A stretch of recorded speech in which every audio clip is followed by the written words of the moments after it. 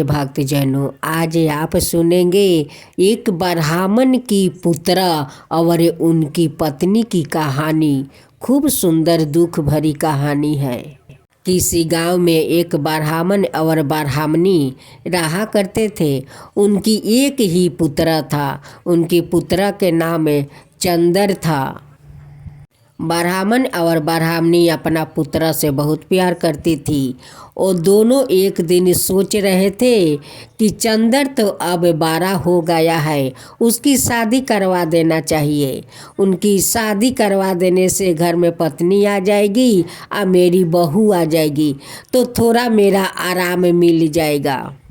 यही सोचकर ब्राह्मण ब्राह्मणी अपना चंदर को बहुत धाम-धूम से शादी करवा देते हैं। घर में बहू आती है। बहू के साथ चंदर कम से कम 2 महीना बिताया था। उसी 2 महीने में उनकी पेट में संतान आ गया था। लेकिन किसी को पता नहीं था, नहीं पत्नी का और नहीं पति का। एक दिन चंदर सोकर उठता है, अपना माँ से कहता है कि माँ देखो, अब तो मैं एक पेट से 2 पेट हो गया हूँ, अब मुझे परदेश जाना चाहिए। माँ ये बात सुनकर बहुत खुश हो जाती है। कहती है कि मेरा बेटा तो अब बहुत बड़ा हो गया है, अब अपना संसार संभालने के लिए बात करता है, कमाने के लिए बात करता है। चंदर कहता है कि माँ देखो, और कितना दिन मैं बैठकर खाना खाऊंगा, मैं परदेश जाता हूँ कमाने, मुझे तो अब कमाना चाहिए। देखो हमारा एक पेट से 2 पेट हो गया है। चंदर के पत्नी कहती है कि आप परदेश जाएंगे तो मुझे महके में छोड़ आइएगा, आकर एक बार गावना करा कर ले आइएगा। सासू माँ कहती है कि बहू तो ठीक है बात कहती है, जा बेटा उसको मायके छोड़ाओ। चंदर अपना पत्नी को छोड़कर वो परदेश चला जाता है। वो 1 साल के बाद लौटता है और उनकी पत्नी का इधर एक संतान खूब सुंदर होता है। उनकी बेटा को देखते देखते 6 महीना का हो गया। जब चंदर परदेश से लौटा तो अपना माँ से कहता है कि माँ मैं जाता हूँ पत्नी को गावना कराने। माँ कहती है कि बेटा जा, तू गावना करा कर अपना पत्नी को ले आओ। जब चंदर अपना ससुराल जाता है तो उनकी सासू माँ उनकी बेटा को गोद में डाल देती है। अब तो चंदर कहता है कि ये किसका लड़का है। सासू माँ कहती है कि दामाद जी ये तो आपका ही बेटा है, 6 महीना का हो गया है। अब तो चंदर भड़क जाता है, कहता है कि सासू माँ 2 महीना में कैसे मेरे पत्नी का पेट में संतान आ गया, ये हमारा संतान नहीं है, ये लगता है मेरे जाने के बाद कोई और के साथ रंगरलिया मनाई है, उसकी ये संतान है, ये मेरा संतान नहीं है। उनकी पत्नी रो रो कर कहती है कि नहीं स्वामी, ये आपका संतान है, और 2 महीना के अंदर में मेरा पेट में आ गया था, और मुझे भी पता नहीं था कि मैं आपको बताऊं। 2 महीना में मैं कैसे बता सकती हूँ। जब मैं महके में आई तब मैं समझा कि मैं माँ बन चुकी हूँ। ये देखिए आपका बेटा 6 महीना का हो गया है, ये आपका ही बेटा है। मैं तो किसी दूसरा मर्द को और देखती नहीं हूँ, तो उसकी साथ मैं कैसे रंगरलिया मना सकती हूँ, ये आपका ही बेटा है। चंदर अपना बेटा को घर लेकर आता है और पत्नी को कहता है कि ये नाजायज बच्चा को मैं अपना घर में नहीं रखूँगी, क्योंकि कलंक मेरा लग जाएगा, इसे मैं गंगा में बहा देता हूँ। चंदर को माँ कहती है कि बहू झूठ नहीं बोल रही है, चंदर ये तेरा ही तो संतान है। कहता है कि नहीं माँ, ये झूठ बोल रही है। चंदन उस बच्चा को हाथ में टांग लेता है और गंगा बहाने के लिए चल देते हैं। आगे आगे चंदन जाता है या पीछे से उनकी पत्नी रोते हुए जाती है, कहती है कि स्वामी ये आपका ही बच्चा है, ये दूसरा कोई और का नहीं है, ये आपका ही संतान है, इसे गंगा में मत बहाइए स्वामी, गंगा में मत बहाइए। उसी रास्ते से विनायक गणेश जी अपना लव और शुभ के साथ वो कहीं जा रहे थे। वो देखते हैं कि उस औरत बिलख बिलख कर रो रही है और इस आदमी तो बच्चा को गंगा में फेंकने के लिए जा रहा है। गणेश जी कहते हैं, ठहर मूर्ख, तेरी पत्नी रो रो कर कह रही है कि ये आपका ही संतान है, फिर भी तेरा अपना पत्नी पर विश्वास नहीं है। चंदर कहते हैं कि नहीं भगवान, ये मेरा संतान हो नहीं सकता है, मैं तो शादी करके परदेश चला गया तो मेरा संतान कैसे होगा, मैं घर पर रहता तभी तो संतान होगा। विनायक गणेश भगवान कहते हैं कि नहीं रे मूर्ख, एक दिन में संतान आ जाता है और वो तो 2 महीना तू अपना पत्नी के साथ बिताया है। चंदन तो अब गणेश भगवान को बात नहीं सुन रहे हैं, वो चलने लगा।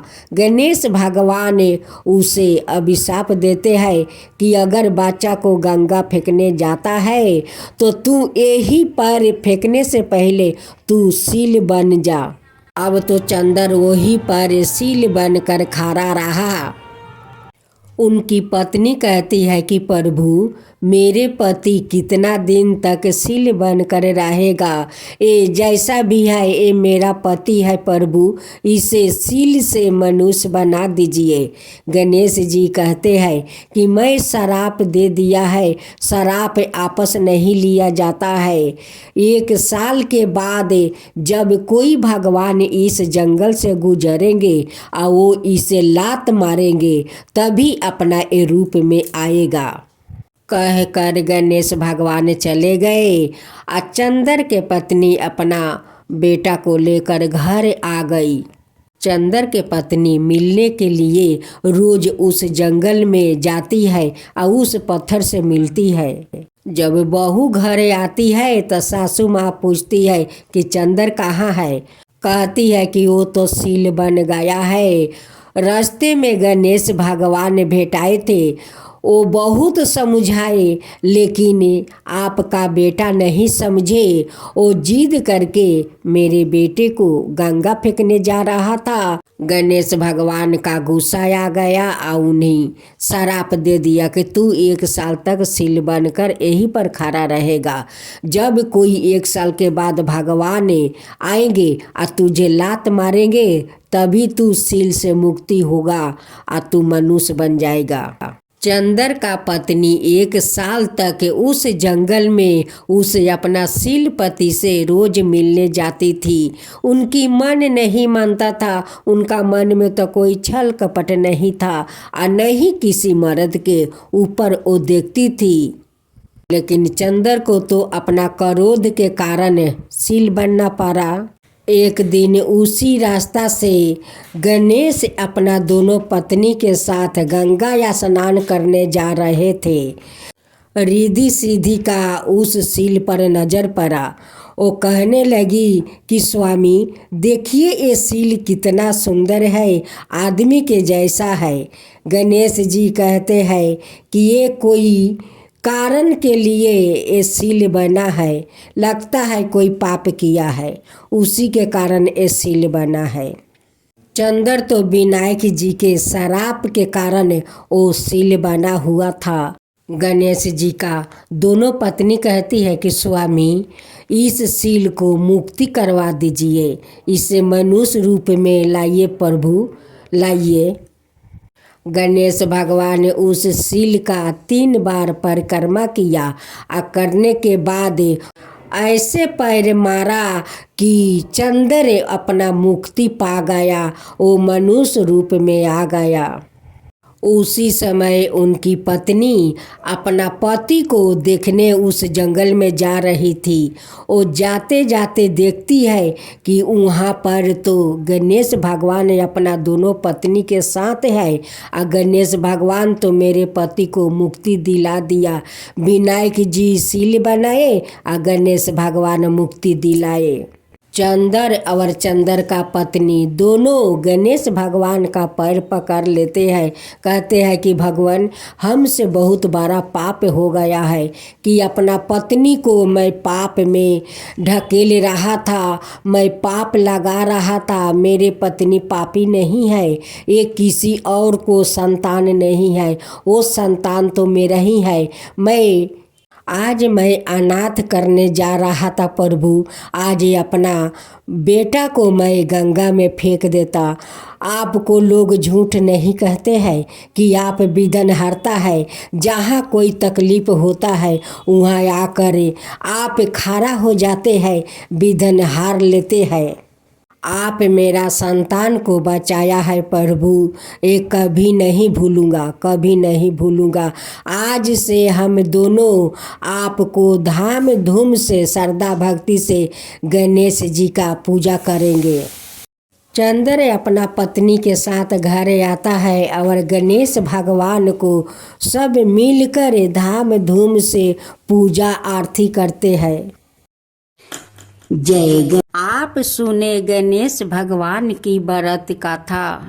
राजा सातानिक ने सुमितु मुनि से पूछा, प्रिय वर गणेश जी को गणों का राजा किसने बनाया और बड़े भैया कार्तिकेय के रहते हुए यह कैसे विघ्नों के अधिकारी हो गए।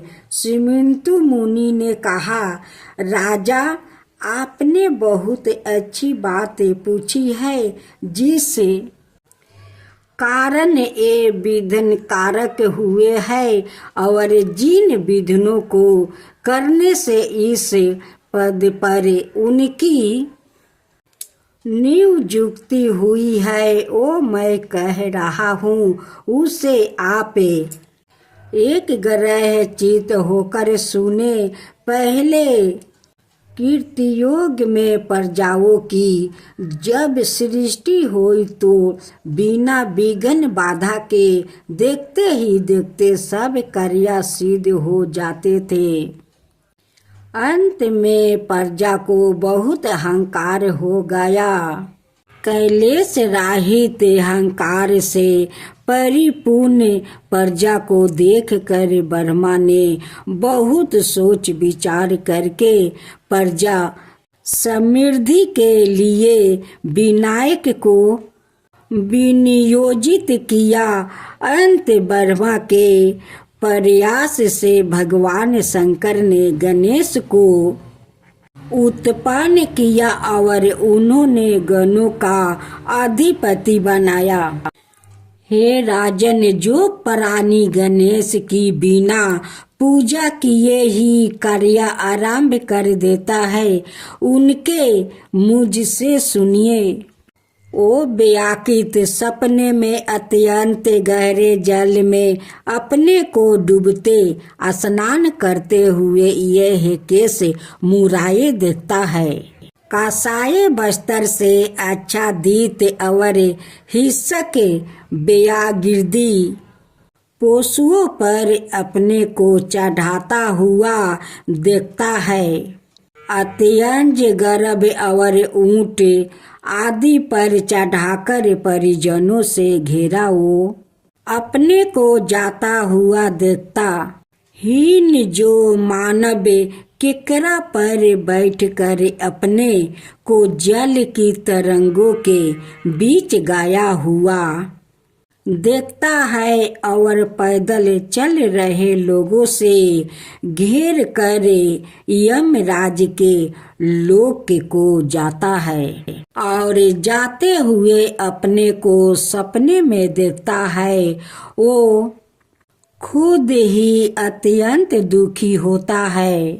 जो राजकुमार सपने में अपने चिता और आकृति को विकृति रूप में अवस्थित कर वीर के फूलों की माला से विभूषित देखता है, वो उन भगवान विघ्नेश के द्वारे विघ्न उत्पन्न कर देने के कारण पूर्व वंशानुगत प्राप्त रज्या को प्राप्त नहीं कर पाता।